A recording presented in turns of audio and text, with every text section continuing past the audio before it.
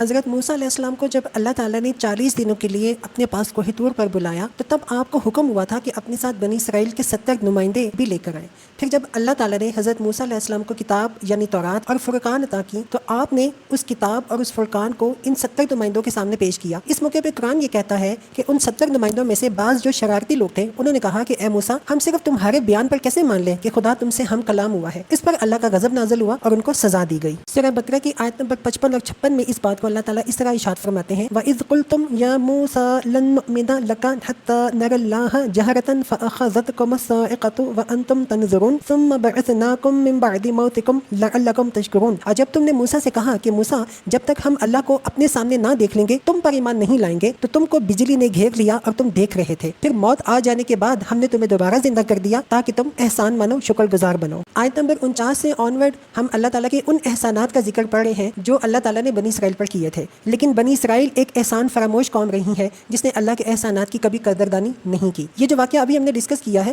Bible میں اس کو بڑے عجیب انداز سے بیان کیا گیا ہے۔ بائبل کی کتاب خروج میں ہے جب حضرت موسیٰ علیہ السلام ان 70 نمائندوں کو لے کر کوہ طور پر گئے، ان نمائندوں نے اسرائیل کے خدا کو دیکھا اور خدا کے پاؤں کے نیچے نیلم کے پتھر کا چبوترا سا تھا جو آسمان کی طرح شفاف تھا۔ خدا نے بنی اسرائیل کے 70 نمائندوں پر اپنا ہاتھ نہ بڑھایا، سو ان 70 نمائندے نے خدا کو دیکھا اور کھایا اور پیا۔ اب بائبل کا یہ بیان اور قرآن کا یہ بیان ٹوٹلی اپوزٹ ہے۔ سب سے عجیب بات تو یہ ہے کہ بائبل کا مصنف آگے چل کے اسی کتاب خروج میں لکھتا ہے کہ جب حضرت موسیٰ نے خدا سے کہا کہ اے خدا مجھے اپنا جلال دکھا تو خدا نے کہا تو مجھے نہیں دیکھ سکتا۔ یعنی کتنی عجیب بات ہے کہ جب حضرت موسیٰ نے کہا مجھے اپنا جلال دکھا تو خدا نے کہا تو مجھے نہیں دیکھ سکتا، لیکن یہ جو واقعہ بھی ہم نے ڈسکس کیا ہے اس کے متعلق بائبل کا مصنف کہہ رہا ہے کہ ان 70 نمائندوں نے نہ صرف خدا کو دیکھا بلکہ انہوں نے کھایا اور پیا بھی۔